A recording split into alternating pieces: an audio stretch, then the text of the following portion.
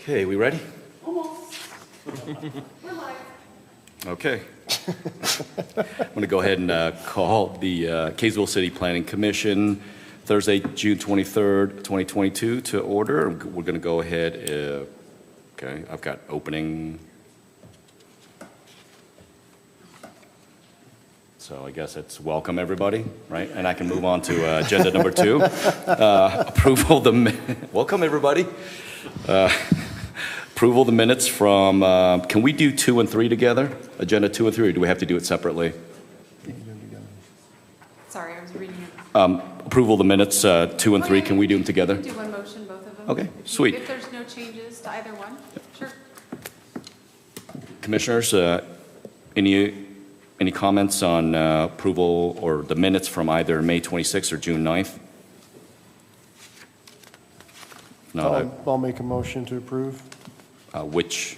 Both. Both. Got it. I'll second the motion. Okay, all in favor say aye. Aye. None opposed? Done. Going to go ahead and move to agenda number 4. And again, this is final flat approval for Phase 4, the Westgate Estate subdivision for Perry Homes, located approximately 200 North and Bonneville Lane. And I believe on staff, Dan, you've got this? Yes, sir. If you remember way back in 2019, I think we were still at the fire station. This was brought to preliminary plat. They brought in 27 point, or I can't remember how many acres.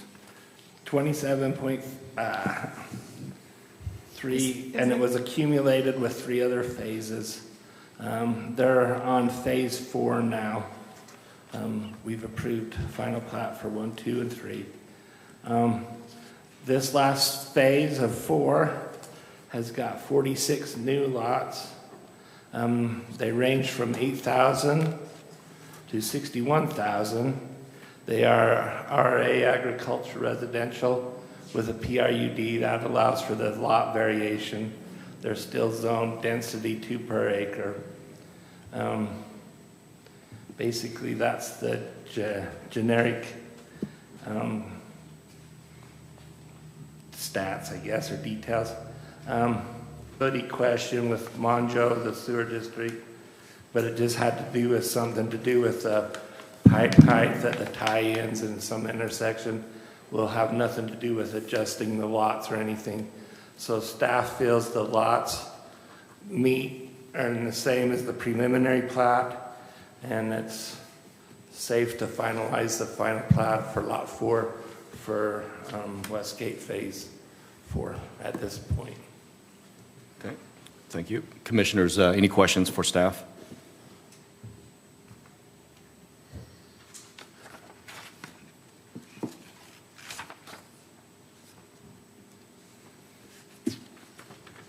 At this point, does anybody want to make a motion? Was applicant here? Do we need? Do we need applicant? Are you with, we do have the applicant here. Her name's Amanda, I believe, is that right? And she's with the engineering firm if you do have any questions. Okay. Okay. Commissioners?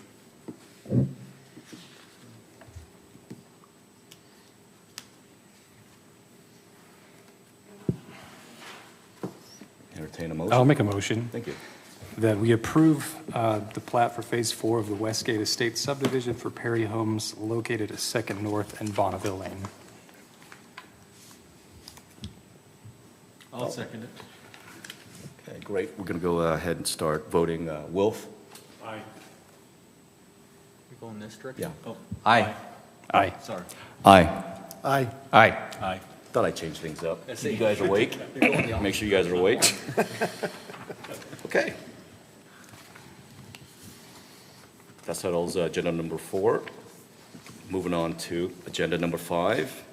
This is a public hearing for the text amendments to allow model homes, temporary construction buildings, temporary tract offices, and temporary development signs as permitted uses in residential zones. So basically, if I read this correctly, we're just streamlining the process. Anything that the staff can do, let you guys take care of it instead of delaying and waiting for the next public commission hearing. Dan, looks like you also have this one? Yes, sir. A couple years ago, you guys suggested to us that we do this and amend the ordinance. It used to be a conditional use. We found over time they'd come in after we do our reviews, make them meet all the setbacks, requirements of the subdivisions. We make them provide parking. We make them do all these things anyway when we do the review for them with site plans, staff. We found that you guys never gave any conditions. And so you said this is kind of nuts for us to bring them to you guys every week. We was bringing a lot of them. So you asked Lyle and I to redo it, and then things happened, COVID, whatever. We got busy, didn't get around to it. And then we had one a couple weeks ago, and he says, hey, why haven't you guys done this? So staff put this together. Basically, all the green stuff is where we moved it to. The red stuff is where it was in conditional use. We moved it to permitted use, reviewed by staff, regulated by staff, and issued and terminated by staff. We feel like we've done what you asked us to do. We think we got clean ordinance here, and we recommend you approve it. Thanks, Dan. Since this is a public hearing, is anybody here to make public comments? I'll open it up. No one? I'm going to close it. Commissioners?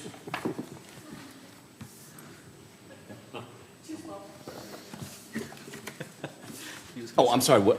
Paul, did you?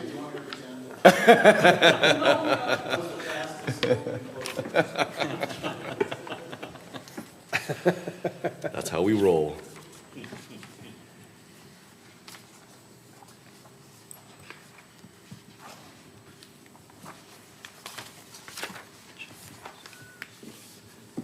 I'll just make a quick comment. I think anytime we can make developer or make business easier for people, it's takes away from, helps them take away from there, or keeps them going in business and takes away from our time to have to do this. It makes it easier. Deregulation, as long as deregulation makes sense, I think that makes sense for us. So unless any other commissioners have any comments.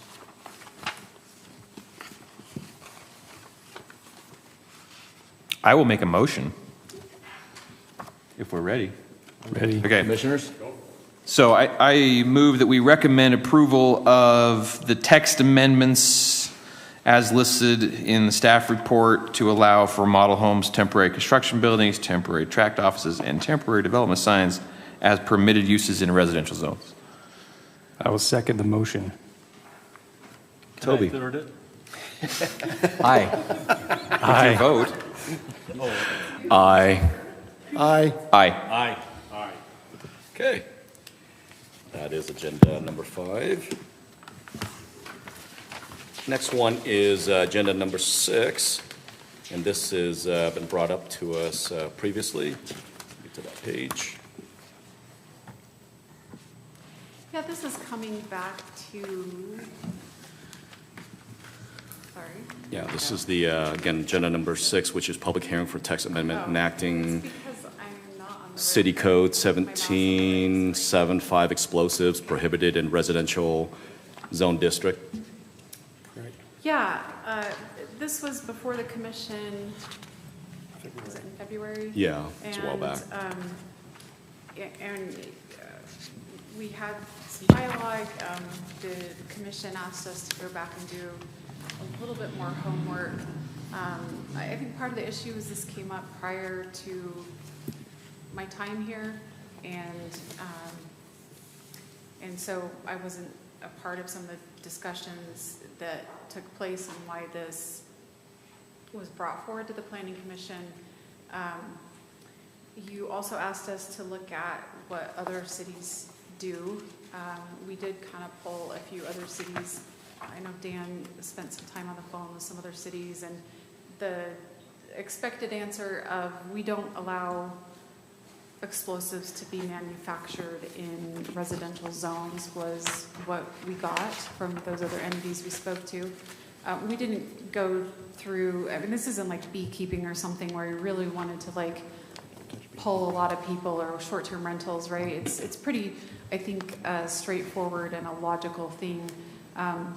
This did come about because the United States Bureau of Alcohol, Tobacco, and Firearms conducts, I think every 3 years, they do a review of, or people have to reapply for a federal firearms license permit.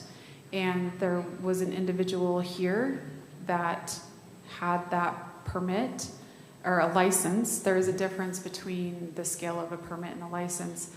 Essentially, the license that this individual was seeking was for his property in a residential zone, and that license would give him the ability through the federal or the BATF to manufacture anything he wanted. And so what the BATF does is they look to the local jurisdiction's regulations as to determine whether or not they should issue a license or not. And while there was the section of 17, was it 7.3? Yep. That was brought up, our city attorney feels like we would like to have additional language.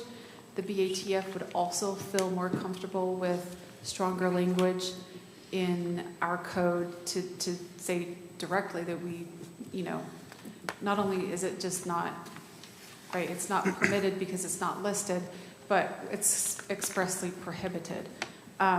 They have concerns, about their ability to, if it were really questioned, if we didn't have that specific language in our code, would they essentially then have to issue the license that Right. that was being requested?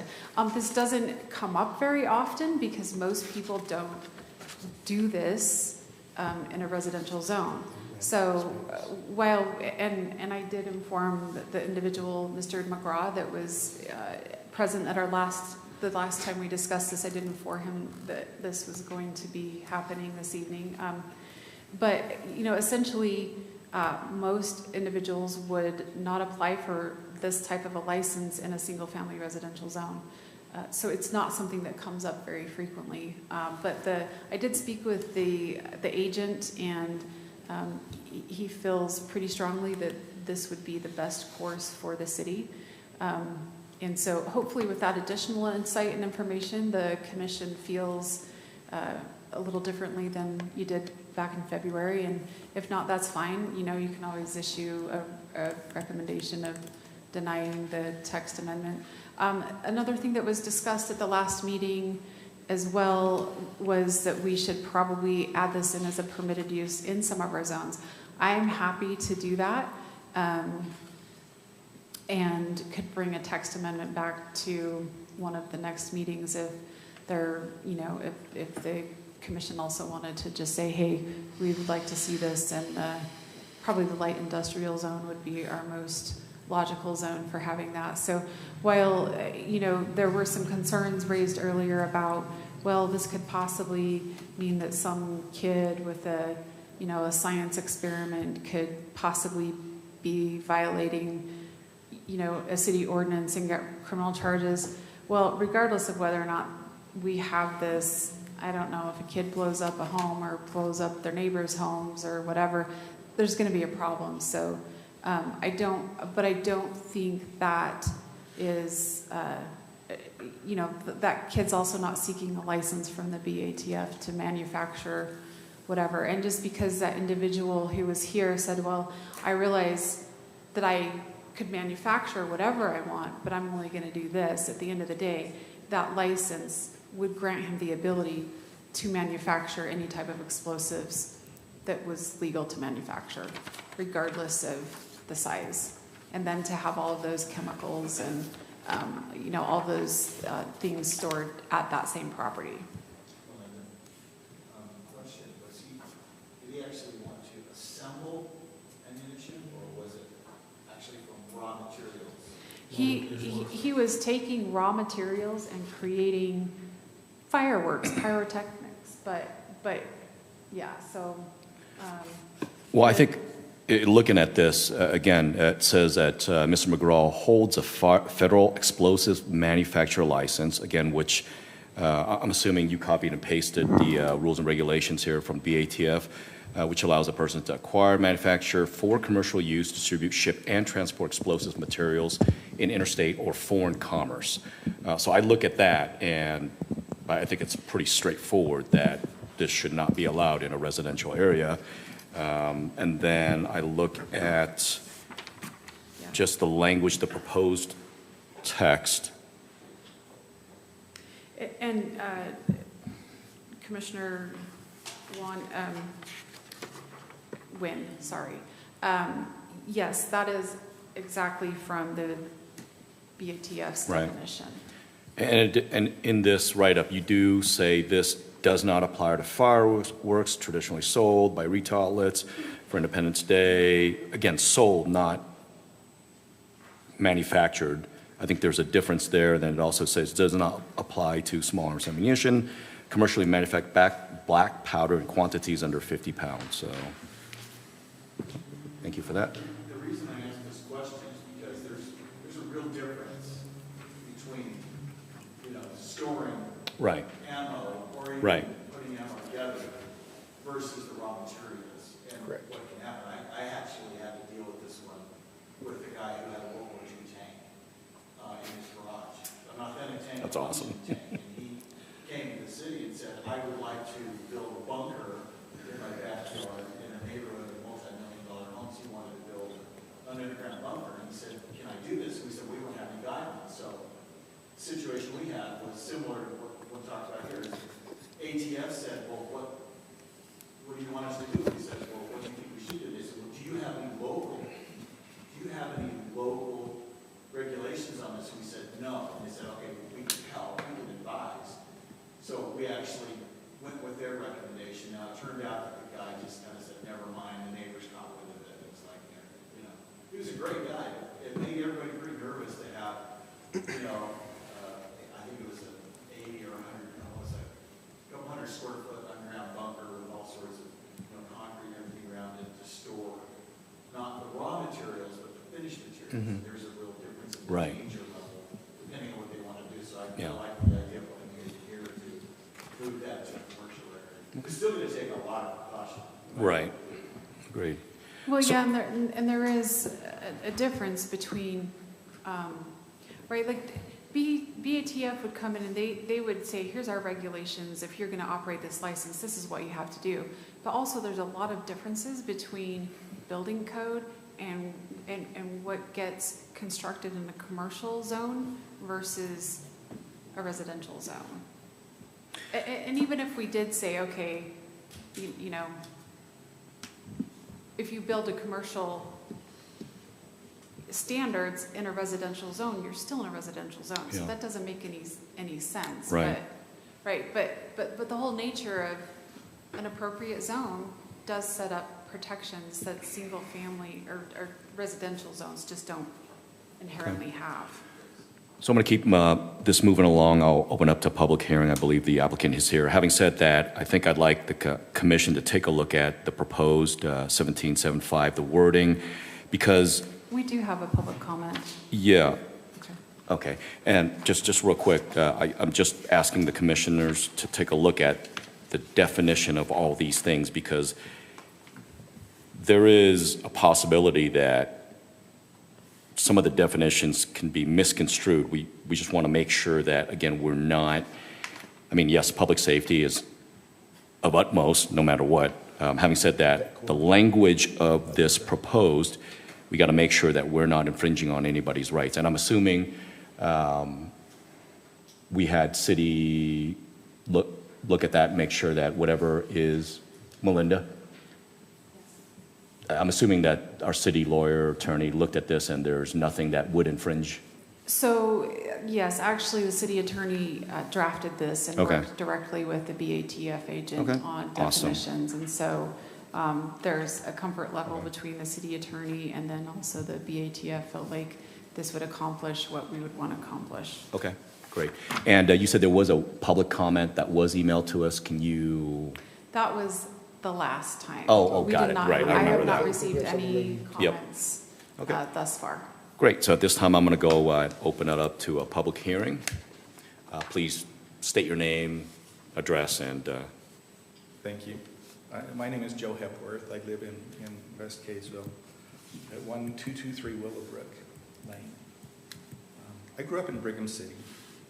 My dad was worked for Thiokol, developed rocket propellant. So that's awesome. it wouldn't be a surprise that when I was in the 5th grade, my parents bought me an Estes rocket and some motors and the ability to launch them for Christmas. If this ordinance passes, and a parent did that in Kaysville, they commit a crime. It's overbroad, because those little Estes rocket motors are made out of compressed black powder. So going to Hobby Lobby and buying a rocket motor and bringing it to Kaysville, bringing it home to your residence in Kaysville would be a crime. Because it says that you can't import, and that bringing the rocket motor into Kaysville would be importing.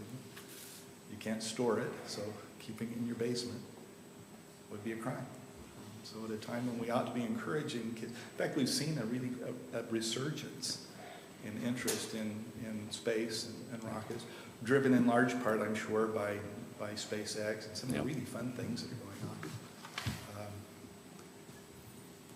I don't think we want to do that. I don't think we want to have Kaysville known as a place that is hard on kids who want to participate in what really is a safe activity. So there's an easy solution, and to just exempt model rocketry. I would do it by reference to the National Association of Fire Protection Code. There's 2 of them that apply. 1122 is the Model Rocket Safety Code, and 1127 is the High Power Rocket Safety Code. Nobody's going to launch high-power rockets in Kaysville. You can't, because you need an FAA waiver to do it. I did not know that. But they Because they go up so high. They will have them. I mean, I have the motors at home, and even though the motors themselves for high-power rockets are made out of ammonium perchlorate, the same stuff that space shuttle rocket boosters are made out of, they have a little bit of black powder in them to make the parachute come out. And so having that at home under this ordinance as proposed would be a crime. Okay. And I'd rather you didn't do that. Okay. So again, what you're asking is exemption Just of exemption for model model rockets. And under which, The National 11 Association for Fire Protection, NAFP, I think it's 1122 right. and 1127 Okay. are the 2 provisions. It's really annoying to go look at them because the NAFP makes you buy them. You can look at it, but you can't print it. Yes, it's like the ICC, they hold you hostage, or they yes. Yeah, it's also like the But our fire department would have access to the NAFP. There's no doubt. It's ICB International Building, or IBC International Building Code. Yes, yes. Today, I'm not aware of anywhere in Salt Lake County that allows model rockets to be launched. That allows, or that? That allow, they prohibit them in Salt Lake County. Kaysville isn't like that. Yeah. When my granddaughter wanted to do a science fair project when she was in 5th grade and did it related to rocketry, had to come to Kaysville to launch the rockets because she couldn't launch them at her school or anywhere in a park in Salt Lake County. Let's not be Salt Lake County. What would you say to somebody that says, well, you know, we've got drought coming, we've got high fire advisory? I wouldn't launch a rocket if there were. I mean, we just don't. The safety matters first. Okay. Got it. I work in Kaysville. Yeah. I'm sorry, I work in Springville. Live in Kaysville. I mean, I love living here. It's an accident of a prior job. You'd think we'd move, but we love living here. Every year for our interns, we have them design and build a rocket that will take a raw egg to 750 feet and recover it safely, and have them compete with each other. Awesome. And we have to get a permit from Springville City, and so every year I get to talk to the fire chief and let him know when we're doing it, and he asks me when so he can bring his grandkids. They offer to come wet it down if there's, That's great. if it's dry. He says, we'll send a pumper over and squirt it down for you. That's the kind of community Right. that Kaysville is, and that's the kind of community I want to live in. Okay. So if you just make a small change, just add a fourth exemption. Right now, you're exempting fireworks. We're Right. exempting ammunition, and we're exempting black powder for antique firearms. Just add a fourth one. Okay. But I'm absolutely not opposed to a regulation preventing manufacturing in my neighborhood. Got it. Yeah. Understood. Please do that.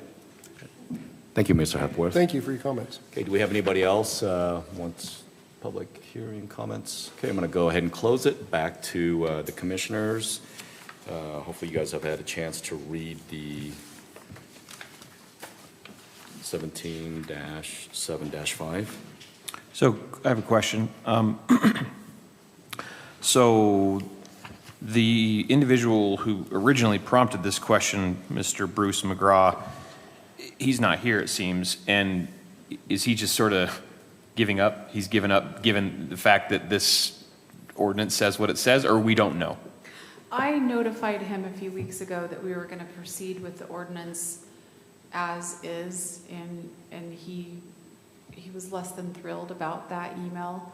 I did email him on Monday, sent him the agenda and the packet, have not heard anything back from him. So, we did attempt to notify him. I didn't receive a response. Okay. So, the assumption could be anything. I don't know, maybe he's in Italy on holiday, or maybe he's seeing, he essentially is like, well, I guess you guys are going to do whatever you're going to do. Got it. And so, he could just be watching at home too. Yeah. So that answers my question. And then shift gears. So to Mr. Hepworth's question, do we know if Nick specifically considered that or addressed that or knew about that and decided not to include it, or is this just a new piece of information? So I know that the fire chief and the police chief all reviewed this as well.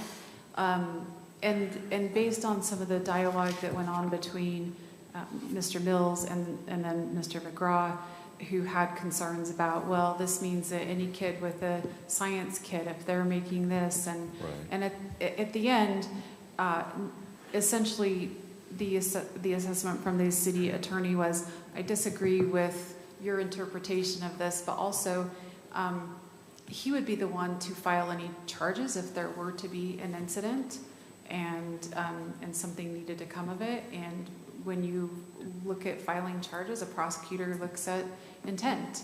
And if this was, a 7-year-old kid that got a science fair kit or, a science experiment kit for Christmas and was just doing things and caused a little boom, then that's one intent. If there was, different intent, somebody that had tried to get a federal firearms or a federal explosives license and didn't get it and did it anyway, there's intent there as well. So I suppose that there's, and I'm seeing our resident attorney over there, his mind clicking away, but at the end, we could probably exempt quite a few things. If the commission wants us to look at that prior to us taking it to the council, you can include that in a motion, and I would go forward and do the due diligence and speak with Chief Erickson to see what he thought about that. But at the end of the day, I think the likelihood of an issue arising and out of an innocent situation or something like this is pretty minimal. Not to say it can't happen, but it would be the commission's prerogative on what you would want to include. So the question is, I guess, for me is, Mr. Hepworth is saying that the way that's written right now would prohibit rocket motors. Where do we see that anywhere that says that? Or, because Or how is it interpreted? The black powder piece. Okay. Powder piece. I think Which one, on number 1 or number, where are we at? number 6. Number 6, And number okay. one. I think it just put in there a D. I think it just add a 6D, which would say that model rocketry engines, you know, subject to the NAFP sections 1122 and 1127.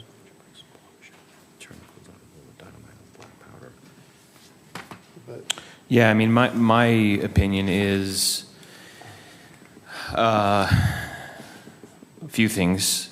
I mean, if it, you know, if it's not exempted and Mr. Mills moves on and we, heaven forbid, got a vigilante prosecutor, if you will, they could, that's true. they could say, letter of the law says this. I mean, it's very low risk or a very low chance of that happening. Right. I totally agree. And as a result, if it's so low that we're not going to ever prosecute it anyway, why not just exempt it, Right. is my opinion. And so I do think it's overbroad. I did, of course, it wasn't even in my mind until Mr. Hepworth brought it up, but as I read it, Right. that could be interpreted as included in the language as it is, and therefore, why would we do that? So let's exempt it, and, you know, that's only 4 exemptions. particularly where if you have a hobbyist who's buying a number of them and has that over 50 pounds of them. Right. Yeah, you have the science teacher or somebody. I think you make the exemption. Yeah, because I'm reading number 1, and it does include black powder, but then number 6, the exception, C, commercially manufactured black powder in quantities not to exceed 50 pounds. So then is that, because in this situation, you're talking about the model rocket that has a little bit of black powder. So again, I'm just trying to figure But out. I would put the exemption in there following the National Fire Protection. And Okay. Well, my suggestion, my opinion would be, I don't think we're in any rush here. Let's get the right language on the exemption. Correct. And bring it back. Throw it back to staff.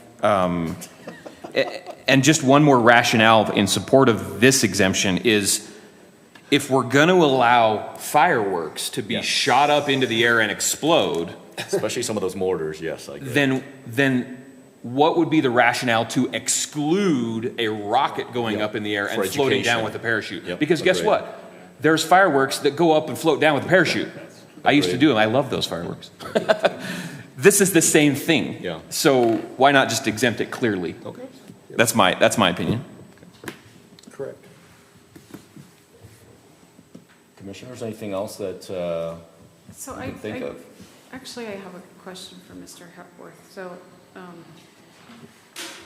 were you referring to the language in the,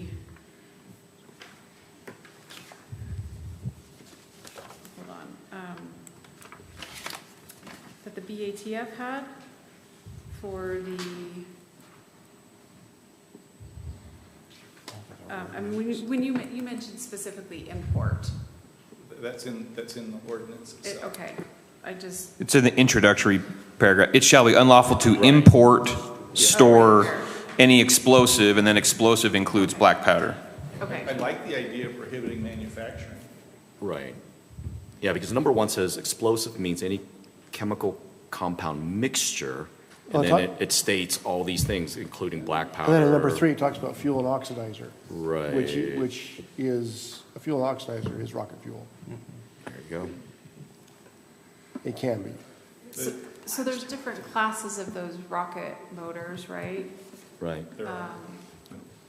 Correct. And I think the hobby ones are, if we follow the code like he suggested, then go follow that section and just accept that section, we're within the realms of where we want to be. Yeah, I think we want, in my view, is we do want to narrow it. I don't think we want to open it up, because there are people who make rockets to see if the earth is indeed flat.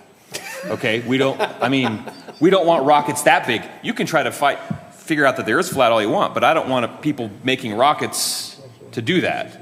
But a model rocket is not that. So as long as, in my view, as long as it's narrow enough that we're just not excluding, hobbyists, children, or whoever, from using and having fun and learning and educating whatever they want to do with model rockets, that's what we should exempt. That answer the question? Yes.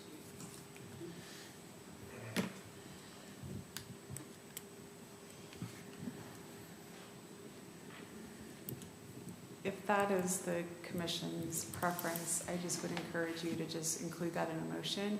We'll take that language, if you want that modification, we would work on that and take that to the council.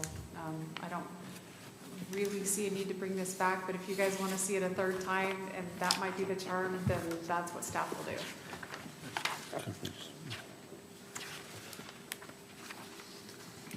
I'm ready to make a motion. Okay. Go ahead, Jared. I'll make a motion that, for a text amendment enacting Kaysville City Code 1775 on explosives prohibited in residentially zoned districts, that we allow staff to include language in the exceptions for model rocketry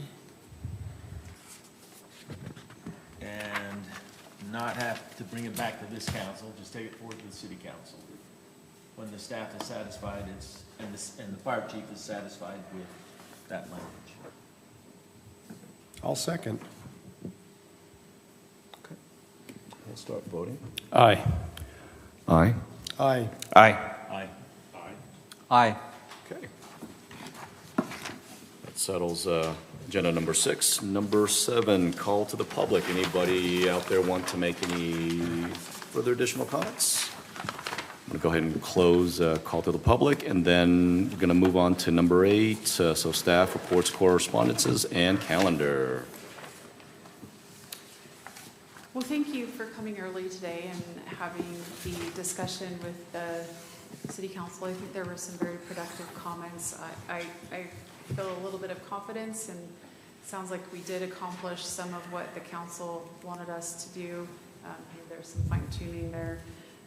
We also had today a meeting with stakeholders along Main Street based on the project that's a collaborative project between the city and UDOT, looking at perhaps some enhancements to Main Street that could take place.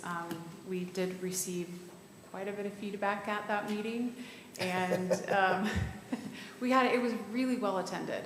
So we sent out maybe about 60 or 70 invitations, and we had a really to the businesses along Main Street, basically from the corner down here up to 2nd North, and then the businesses as well as the property owners' businesses. We had probably 30 people attend today, so I think it was a great turnout. We have not yet circled back as staff as to what the next steps are, but just wanted to let you know that had taken place. And let's see, I am very grateful that we have a 5th Thursday this month, so I don't have any staff reports or a packet to get out tomorrow. Neither does Mindy, neither does Dan. So we need more 5th Thursdays in the month or in the year. I think we only get 2 a year, but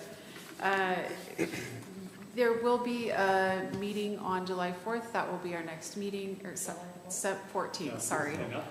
July 4th, we'll all be doing other things, not here, not in Planning Commission meeting. The 14th.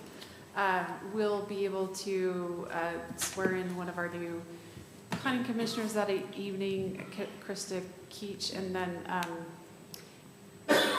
Rachel will not be able to attend till our meetings in August, and we'll swear her in officially when that happens. But we did want to thank Commissioner Kwan for his service, and we have a certificate and a gift for him. And then Is it food related gift? it is. So, and then Commissioner Lyon has agreed to be an alternate, so we're not releasing him from his duties yet, but appreciate his willingness to kind of be shuffled around a little bit while the mayor looked at appointing some geographic and some gender diversity to the Planning Commission. So that's all I had. I don't know if there's anything. Oh, there is one other thing. So we will need to schedule the annual public meetings training. And I think the council, yes, open meetings training, yeah. The council has that, I think, on their July 7th agenda. It may be a different agenda, but I will let you all know that that'll be taking place. If you want to watch or come, you're more than welcome. We'll probably get our own scheduled since we'll have a couple new planning commissioners. And then I chose, we did talk a couple meetings back about amending the bylaws for the planning commission, but I thought with our new commissioners coming in that would be a conversation really more appropriate for them to have versus not involving them from the beginning of that conversation. So we'll start that process after July. Oh, and then Commissioner Summercorn had also wanted to do the amendment on the appeal process. Woohoo. Way to go, Will. So that is on a list of to-dos. So Melinda, just as an announcement, I have been hired by a developer. I'm going over to the other side. I'm going to be managing a portfolio of affordable housing projects for PEG Development. So Are you? PEG Development out of Provo. So they hired me last Friday, well, they interviewed Friday, they hired me Saturday. So, but they hired me specifically to do their affordable housing portfolio. Doesn't mean you're leaving. Congratulations. No. I think I heard, you can do that in addition to the work for the state? Okay. No, I thought I heard something about that. I'm going over just to do their affordable housing, so they need somebody who can do the speak governmentese, because it involves a lot of rezone. Sure. Good deal. Hey, can I just propose, thanks to Quan for his time and service and for, he left us for a while, but so I would. It's a spring break. I'll second that. Thank you. No, We noticed the Ukrainians were doing better when you were there. yeah. No, just thank you to current staff. Dan, unfortunately, he took off. Mindy, Melinda passed, Lyle, and then obviously all you guys here. I've learned so much, and thank you for the opportunity and trust to sit in the chair seat. And now let's on to the Power Commission. Hopefully I can keep the power on for you guys. Yeah, would you do that? Yeah. I'll just As long as people don't run into poles. I'll make one comment about Quan. I've been amazed at all the things that Quan is involved in. Homeless counts out with the county and counting homeless at 2 a.m. with us, and all the other things. He's been PTA president this year. I mean, I've been thoroughly impressed with our leader here and what he's done and accomplished. He's a man about the community. Thank you. All right, with that, do I hear a motion to adjourn? Motion to adjourn. Last time. Yes. Steve, when do you start the new job? July. In July. Nice. Are they a regional developer? They're regional, they're national, so all my projects will be out of state. So they will learn all the ins and outs of zoning. Like the